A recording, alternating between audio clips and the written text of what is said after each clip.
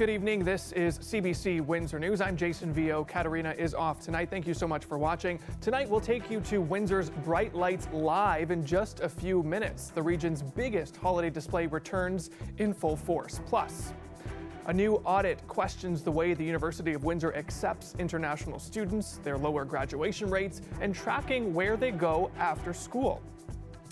Spreading the holiday spirit through one organization's Adopt a Family program. They're having a tough time finding families to get those items on those wish lists. And a meteor sweeping across the night sky last night will answer some of your questions about what happened coming up. Festivities are underway right now at Jackson Park. It's the return of Bright Lights Windsor. Anticipation is building as the big tree will be lit in about half an hour. Stacey Janzer is live there tonight for us. Stacey, what's the mood like out there?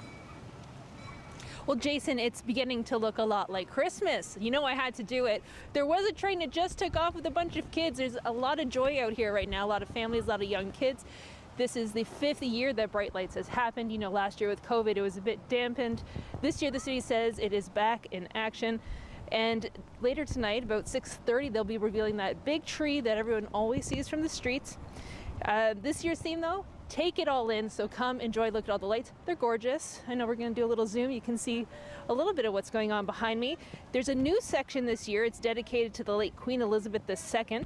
In addition, like I was saying, there's that holiday train that might peek back around me by the time this hit is over. Tourism Windsor Essex Peely Island also partnered with some local artisans to sell their goods at the market, and that's in place where the parking lot usually sits. They'll be selling their goods Fridays and Saturdays. And there's Silent Night Tuesdays, so those with sensory sensitivities can come and enjoy the lights. There won't be the strobing effects, and there'll be no sounds. And Stacey, we know during the holiday season, it's a time when people may want to give back to the community. How is that a part of Bright Lights? Well, we have CBC Windsor Sounds of the Seasons that started. We're collecting donations and canned goods that'll go to the local area food banks. So if you're down here at Bright Lights Windsor and you have a donation to give, if you take it to the information booth, you can drop it there, just say it's for CBC. And next week, we're partnering with Windsor Eats. So at their booth, you can also drop off donations. We talked to the Unemployed Help Center, and there's a few items that they're looking for this year, including cereal, children's snacks, toiletries, canned vegetables, canned fruits, and pastas, jams, sauces, along with proteins, something like peanut butter or canned meats, canned tuna, stuff like that. Those are what's they really need this season. So Bright Lights is open officially now, 5:30 to 10 each night until January 8th. And the big kickoff will be tonight at 6:30. And look, the train is coming around the track. All the little kids are enjoying their rides out here on Bright Lights Island, I guess is what I'm going to call it now. All right, thanks so much, Stacey. We'll check back in with you a little later in the show. The CBC's Stacey Janzer live at Bright Lights Windsor tonight. And this weekend, sales of real Christmas trees kicks into high gear. But if you're heading out, you'll notice prices are also a bit higher. The CBC Windsor's Dale Molnar now with those details. Plump tree.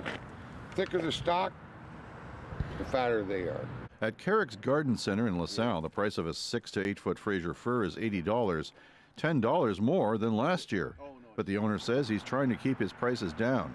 Shoppers here are in luck. A tree here is nearly half the price of one in Vancouver. A lot of people are telling me minimum $100 to $150 for the same tree. According to an industry spokesperson, prices for Christmas trees this year have risen about 10% compared to last year. It's due to higher production and delivery costs. The price of diesel fuel's gone crazy, so all these companies are tacking on extra freight charges. Out here at the Bastine Tree Farm in Essex County, they've had to increase their prices from $60 to $65 on the cut your own trees, but cutting your own is still a bargain. A pre-cut tree similar to the trees at Carrick's is $70. Bastine grows his own trees and has watched his costs sprout up as well. The fertilizers and sprays went up quite a bit. Fertilizer almost doubled this year. Is that all the supply chain and all the diesel fuel and all that? Yeah, more of the fertilizer and the chemicals. But Bastine, too, is trying to keep costs down for his customers. I don't want to ever do just because the market can bear it. I want to keep it what it costs us to produce a tree. Despite the higher costs, the tree sellers still expect sales to be brisk this weekend. The buyers we talked to say there would be a limit to what they would pay. They've gotten up in price a bit. Does that deter you at all, or what do you think of the prices? No, that's fine. Everything goes up every year, so another $5 each year isn't that bad. Is there a price that you won't pay? Oh no, if they get to be $100, then we might have to think about it. What do you think of the prices of the trees going up? It's not great, but you gotta do what you gotta do for the tradition. So we gotta come out and pay the extra few bucks, I guess, this year. But we'll have to consider it every year if it keeps going up. But for now, I guess it's still okay. Bastine and Carrick believe despite the higher prices, they will still sell out this year. Dale Molnar, CBC News, Essex. And as people prepare for their own holiday celebrations, there's a group in the city looking to help people check off their own wish list. Windsor Family Homes and Community Partnerships runs an Adopt a Family program, but this year they may not be able to help everyone who's signed up. The CBC's Katerina Georgieva checks in. Is the best way to describe you as a sponsor? I prefer to be referred to as an elf. As an elf, I love it. This is Christmas to me. This is everything. You're helping people get something that they wouldn't ordinarily have and helping them have a genuine Christmas, which is something that I got to experience as a child. So I think it's really important that other people, grown and young, get to experience that. So this is a really important part of my holidays. We began this program in 2017, so 5 years. A colleague of mine actually encouraged us to adopt a family for Christmas. And when we did that, it kind of changed the meaning of Christmas forever for us. We had a 10-year-old that was asking for winter boots, socks, bed sheets, and it just broke my heart thinking that that's something a 10-year-old is thinking about. This year was a bit more difficult than usual getting sponsors. I think everyone's seeing the effects of the inflation and prices, and there's been a little bit of a lacking in participation this year. We had high numbers last year, 75 families were helped, which was incredible, and we were so excited about that number. I wanted to match it this year. We're not there yet. Why is a program like this so important as a way to support people during the holidays? We are finding that a lot of people are having to choose between paying their gas bill or rent or hydro, any of their utilities over groceries. So we're seeing that, of course, food bank use is up. In addition to that, they're going to have to choose feeding their families over providing those gifts and those extras that we get every year at Christmas. This year on almost every single wish list, we have bed sheets, we have boots, we have socks, underwear, things that you and I maybe wouldn't even think twice about. One of the gaps we're seeing right now is that we have a lot of single adults that have yet to be adopted. These are people that don't have any family necessarily. We get a ton of people coming out that want to adopt a single mom and a child or a whole family, but our seniors and our single adults are often left behind. It's the best week of my life when people come pick up the gifts, because you see how grateful and thankful they are, and there's just no greater feeling when they come here and see all of what a sponsor has provided. Now you can head to Windsor Family Homes and Community Partnerships Facebook page if you'd like to help them out. And there's other ways you can give back too. CBC Windsor has officially kicked off our Sounds of the Season campaign, and we'll be collecting food and donations for local area food banks. And we're holding special shows on December 15th where you're invited to come here to watch us live in our studio. We'll also have live musical guests, some prizes and giveaways, and much more. For more on that, keep an eye on our website, cbc.ca/Windsor. In other news, a financial audit at the University of Windsor is raising some concerns. It's found the school should review the way it enrolls and tracks international students, and it's recommending they examine its governance structure. The CBC's Jennifer LaGrassa reports. 15 recommendations. That's how many came out of a review of the University of Windsor's finances. One key finding is that the school heavily relies on students from India and China. The report says that they need to diversify this because if a situation were to change in one of those countries, fewer students might be enrolled. The university says that it's working on this right now, but it likely won't see the outcome for a few years. As well, what it noted is that even though these international students make up a lot of the student body here, when it comes to their graduation rates, those tend to be a little bit lower than domestic students, and that their career or location wasn't really tracked post-graduation. We're enhancing the international student support within those faculties. So if you're a student in the Faculty of Engineering, for example, you can now access and an international student expert right in your faculty in your building. You can also access some mental health support right in your building, which we think is really adding a lot of value. We're adding a lot of international student lounges. If someone is tracking the international students' success in future, obviously we as international students will feel at home here, to be honest.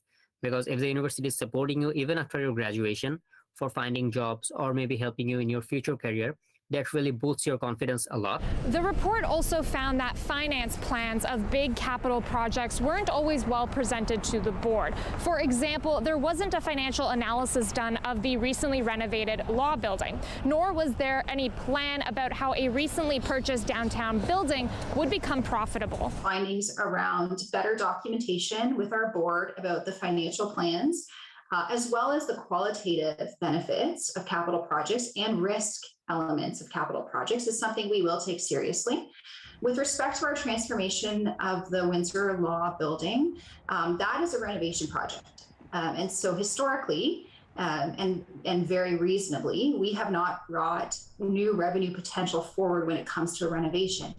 Another key finding was that the university's board of governors is double the size of what is recommended, and that those members had little to no financial expertise. It was told to provide training and to reduce the number of members. The University of Windsor says it prides itself on having a diverse range of members, and that the size of it is actually based on an act that was passed by the school years ago. But it said it will look at reviewing its structure.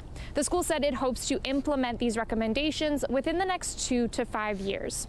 Jennifer LaGrassa, CBC News, Windsor. Among Canada's for-profit career colleges, CDI College is one of the largest. But a CBC Marketplace investigation has found that many former students say it came with huge letdowns. Travis Danrosh has that story. My first thought was, am I going to die in my 20s? Carly Hall received life-altering news while enrolled in CDI College last year. I was diagnosed with cervical cancer. How did it affect your studies? Every time I would open my laptop and start doing something, I would have a minor panic attack. Hall wanted to pause her online studies to undergo treatment. The college said that's not possible. She withdrew, but is told she still owes over $19,000 based on their refund policy. To essentially not approve a leave request that seems like legitimate, and then to use that as a tuition grab seems pretty unfair to me. We found hundreds of complaints about the college online, about the cost of dropping out, and others regarding misleading claims about accreditation, high-pressure tactics to enroll, and thousands in debt after students withdraw.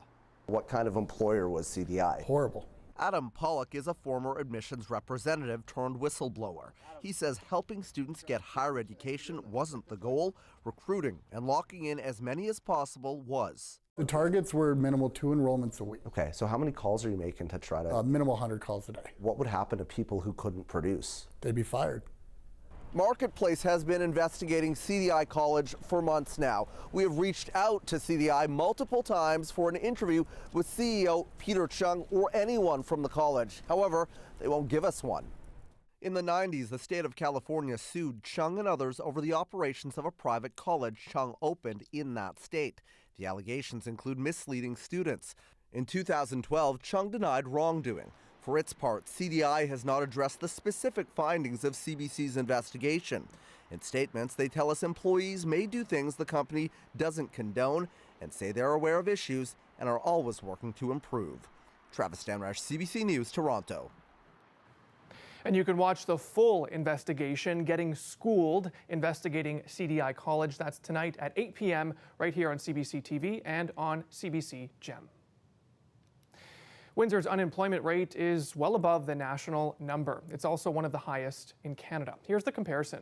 Windsor is sitting at 8.6% unemployment right now, higher than both the national and provincial unemployment rates. And this is the number of people looking for work but can't find a job. In Windsor, that's a bit more than 16,000 people, according to Stats Canada. The country added 10,000 jobs last month, but that may not be the cool down in the labor market that policymakers have been hoping for. Nisha Patel explains. At Toronto's St. Lawrence Market, businesses are desperate for workers. We are functioning like with one dishwasher where we're open 14 hours a day. You can't have one person working 14 hours a day. And as the busy holiday season approaches, they need more staff to stay up and running. Or they show up for the interview, they get the job, they don't show up for the job, or they just no response at all. It's been very difficult. But while some sectors were hiring last month, like finance and manufacturing, others were firing. So we're expecting a pretty rough year in terms of the tech sector and the broader economy over the next 12 months. Tech firms have seen a sharp slowdown this year. Communitech just laid off 10% of its staff as it prepares for tough times. I've been through a whole bunch of recessions before, and I think pretty sober about you got to work a little bit harder.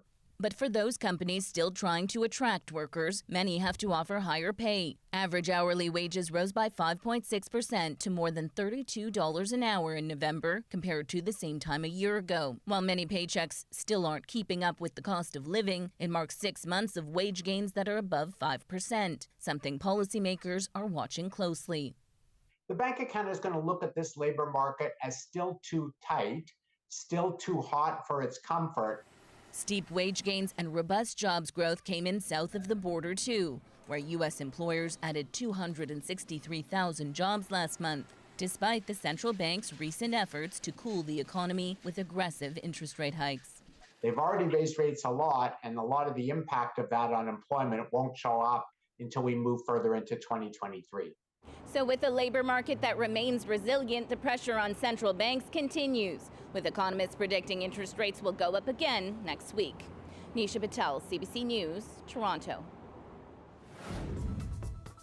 Take a look at that, a flash in the night sky. You may not have seen it last night. Could it be a fireball, a meteor? We tracked down an expert to find out. Plus, Dale says this is the weekend to buy your tree. The Santa Claus parade is tomorrow. Will the weather cooperate? Colette Kennedy walks us through the forecast, coming up right after the break.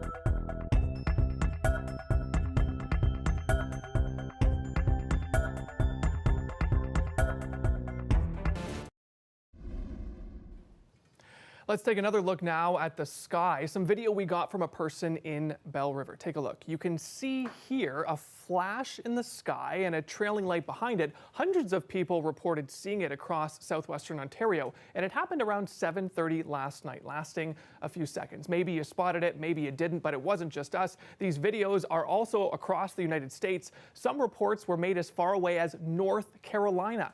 This is what it was like, though, for Glenn O'Neill, who saw it while driving out in the county.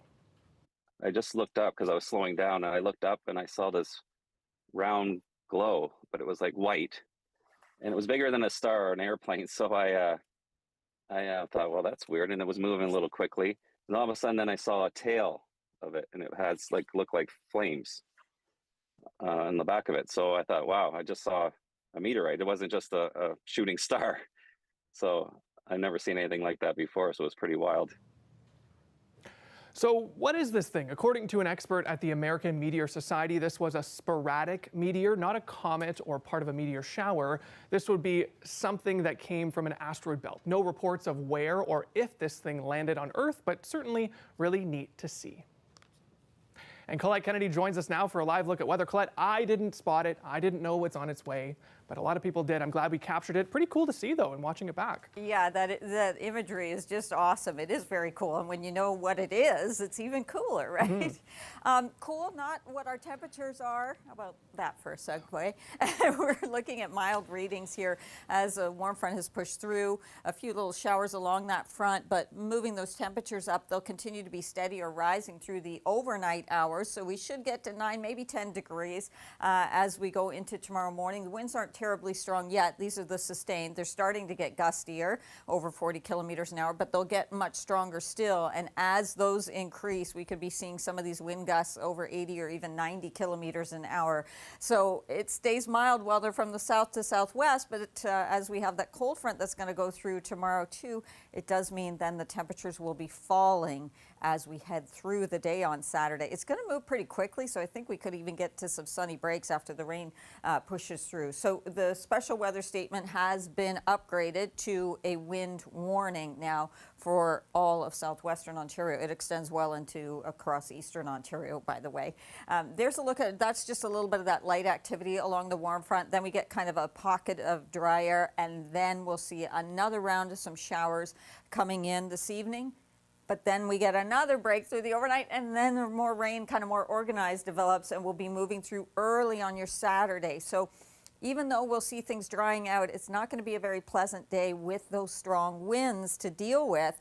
And yes, it's the time now to bring in any holiday ornaments or decorations you have outside, or at least secure them, but also be thinking about things like the winds like this can bring down tree limbs, which can then bring down power lines. So if you want to charge your devices, make sure your phone is charged, things like that as well. So kind of playing this all out is that once we get through the day tomorrow, we get into some sun. And I see a similar kind of setup on Sunday, not, I mean, with the wind or the rain, but just that we'll probably have some cloud cover early and then kick that out of here and get into some sunshine again. So it will be cooler, but you're going to get the vitamin D, so it's not going to feel so bad, I would expect, even though it's going to be quite a departure from these overnight temperatures. But just keeping in mind that wind direction, once it happens, those temperatures, remember a few days ago, like they fall pretty quickly. So something you have to dress appropriately or have the right clothes nearby. So there we go. I'm taking us to 10 degrees, then that temperature falling off.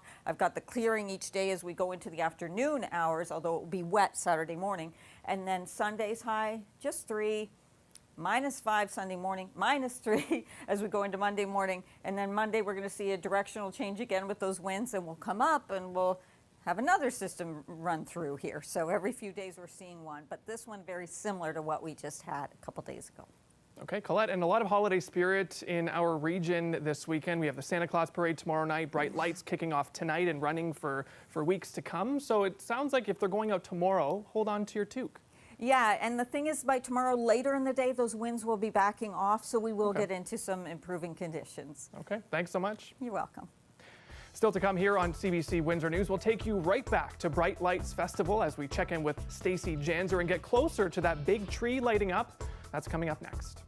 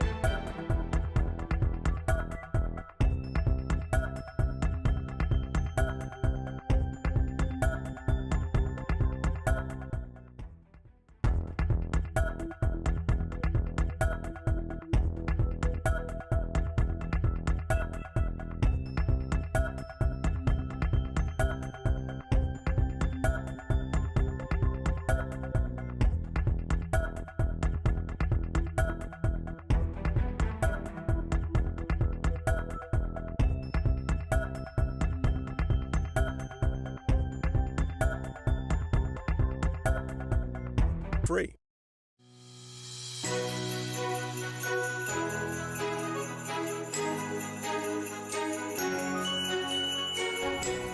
We talked to her at the beginning of the show. Now we're heading back to Stacey Janzer as we close out the show, who's still at Jackson Park, where they're minutes away from starting the ceremony that will lead to lighting up that big tree. Stacey, any chance they could do it a little earlier? Because the crowd must be getting excited.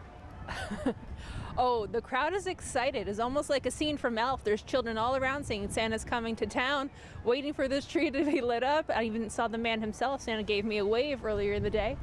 Right now, just so you know, they're a few minutes from getting those announcements, lighting this beautiful 64-foot tree up. But if you're coming down to Bright Lights, just so you know, there is a market here. They'll be selling goods Fridays and Saturdays. It's locally made goods, and there's food, there's hot drinks. CBC is pairing here. If you want to donate some canned food, some donations, we're going to give that to the local food banks here in Windsor, Essex.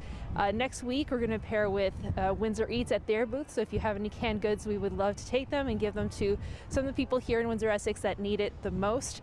Now, if you can see behind me, there's a big white tree. Behind that tree is this monster 64-foot tree that will be lit up until January 8th. Bright Lights is running from 5:30 to 10 until January 8th. Jason? Thanks so much, Stacey, for all of this. Tonight looks like a lot of fun. And another reminder, CBC Windsor has officially kicked off our Sounds of the Season campaign, as Stacey had mentioned. We'll be collecting food and donations for local area food banks, and we're holding special shows on December 15th where you're invited to come into studio live and watch the show. For more on that, you can head to our website and keep an eye there for those details, cbc.ca/Windsor. And that does it for us here at CBC Windsor News. Thank you so much for watching. Don't forget, for news anytime, you can head to our website, cbc.ca/Windsor. Don't forget to check us out on social media as well. The Rick Mercer Report is up next. Have a great night.